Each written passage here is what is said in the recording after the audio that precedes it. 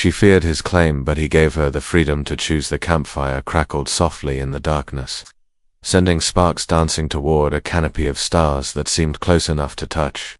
Sarah Martinez pulled her sweater tighter around her shoulders, watching the flames paint golden shadows across Jake Sullivan's weathered face. They had been sitting in comfortable silence for nearly an hour, the weight of unspoken words hanging between them like morning mist. "You're thinking too loud again," Jake said quietly, his voice carrying that familiar hint of amusement that had drawn her to him months ago.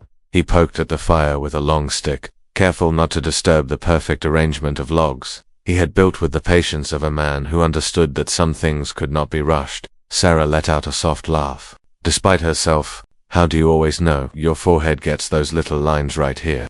He gestured vaguely toward his own brow without looking at her directly. "Same ones you had the night we met at the county fair, when you were trying to decide whether to trust me enough to let me drive you home." The memory brought a warmth that had nothing to do with the fire. That had been 6 months ago, when her car had broken down in the parking lot after the last rodeo event of the evening. Jake had approached her with his hat in his hands and an offer of help, looking every inch the cowboy he was. She had been wary then, a city girl stranded in a small Montana town, far from everything familiar.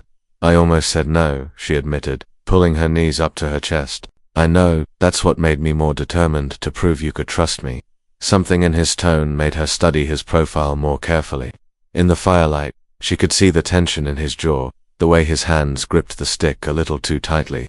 This wasn't just casual conversation, this was leading somewhere, and Sarah felt her chest tighten with a familiar anxiety. The truth was, she had been running from something, or rather, someone, when she had ended up in Millfield. Marcus, her ex-fiancé, had been the kind of man who made decisions for both of them, who had already planned out their entire life together without bothering to ask what she wanted. The wedding venue, the house, even the number of children they would have, all decided with the casual assumption that she would simply go along with whatever he deemed best. When she had finally found the courage to break their engagement and leave Denver, she had sworn to herself that she would never again let a man make her choices for her. Independence had become her armor, and she wore it everywhere, even here, even with Jake, who had spent months proving that he was nothing like Marcus. "Sarah."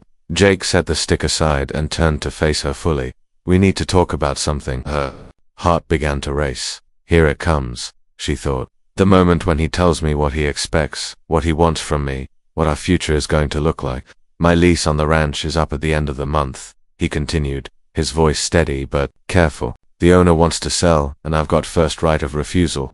Sarah's mind immediately went to worst-case scenarios. He was going to ask her to move in with him, to commit to staying in Millfield permanently, to give up the freelance writing career that let her travel wherever she wanted, whenever she wanted. The walls she had built around her heart began to rise. "Jake," she started, but he held up a gentle hand. "Let me finish, please." She nodded, though every instinct told her to run back to her little rental cabin, pack her things, and be on the road by morning. "I could buy it. I've got the down payment saved, and the bank's already approved the loan. It's everything I've ever wanted. 300 acres of good land, a solid house, room for the horses I've been dreaming of raising." His voice carried a note of longing that made her chest ache. "But before I make that kind of commitment, I need to know something.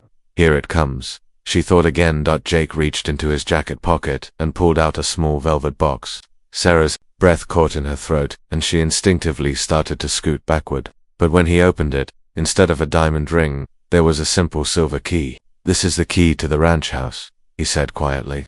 "If I buy this place, if I put down roots here, I want you to have it." Sarah stared at the key, confusion replacing her fear.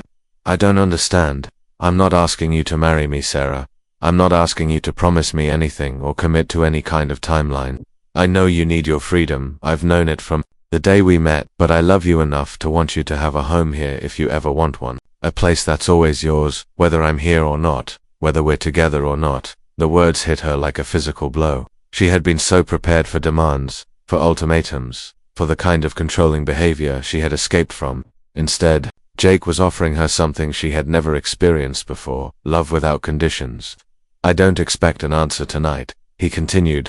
"Hell, I don't expect an answer this year. I just want you to know that if you ever get tired of running, if you ever want to choose to stay somewhere, you'll have that choice here, with me or without me, whatever feels right to you."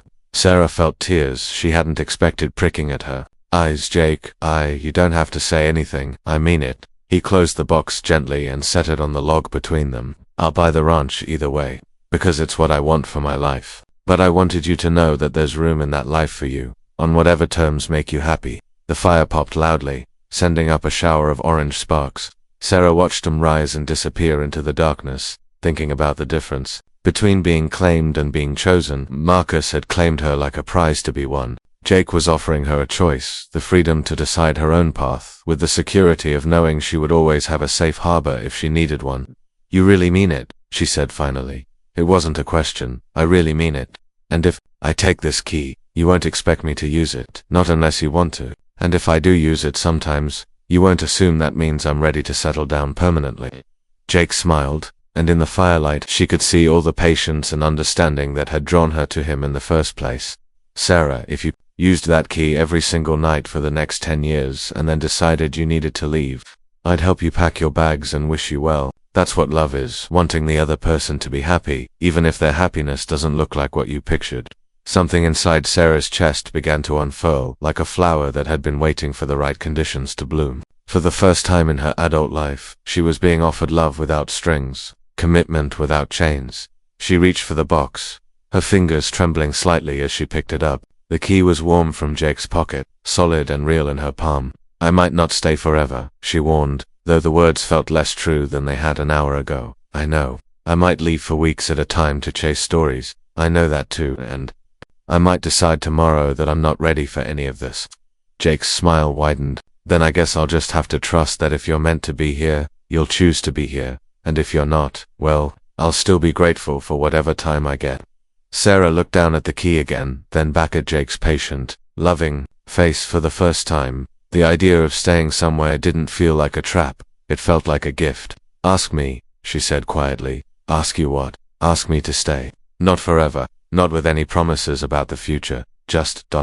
Ask me to stay tonight. Jake's expression softened. Sarah Martinez, would you like to stay tonight? She smiled, feeling lighter than she had in years. Yes, Jake Sullivan, I think I would. As they sat together by the dying fire, Sarah realized that true freedom wasn't about running from commitment.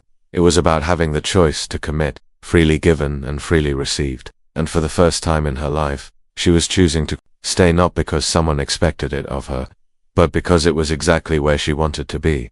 The stars wheeled overhead, constant and eternal, as Sarah finally understood the difference between being trapped and being home.